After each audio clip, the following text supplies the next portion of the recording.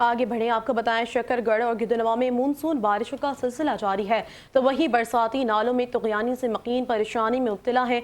एक तरफ हालिया मुतवक्किल सैलाब तबाही मचाने को तैयार है, तो वहीं गुज़िश्ता साल आने वाले सैलाब से तबाहशुदा 30 से ज़ायद देहातों को मिलाने वाली वाहिद पुली एक साल गुजरने के बावजूद तामीर ना हो सकी, जिसकी वजह से इलाका मकीन शदीद मुश्किलात का शिकार है। इसी हवाले से मज़ीद जानते हैं नुमाइंदा 5 न्यूज़ शकरगढ़ से मलिक इमरान से। जी मलिक इमरान, बताइएगा।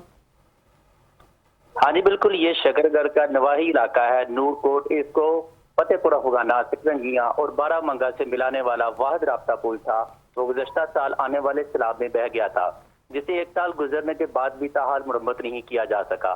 इस हवाले से जब हमारी इलाका मुकीनों से बात हुई, इनका यही कहना था कि हमने मुतअद्दिद बार अपने सियासी नुमाइंदों और डिप्टी कमिश्नर नारोवाल और जिला इंतजामिया को मुतअद्दिद बार दरख्वास्तें दी हैं कि इस पुल को मुरम्मत किया जाए ताकि लोगों को सहूलियात मुयसर आ सकें।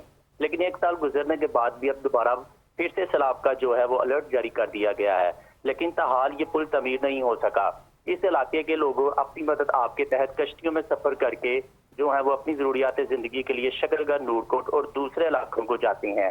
अहले इलाका ने इंतजामिया और वजीर आला पंजाब मरियम नवाज शरीफ से भी मुतालबा किया है कि फिलफौर इस पुल को बहाल किया जाए ताकि जो 30 से ज्यादा देहात हैं उनको सहूलियत मुयसर आ सकें। जी बहुत शुक्रिया तफसीलात से आगाह करने के लिए।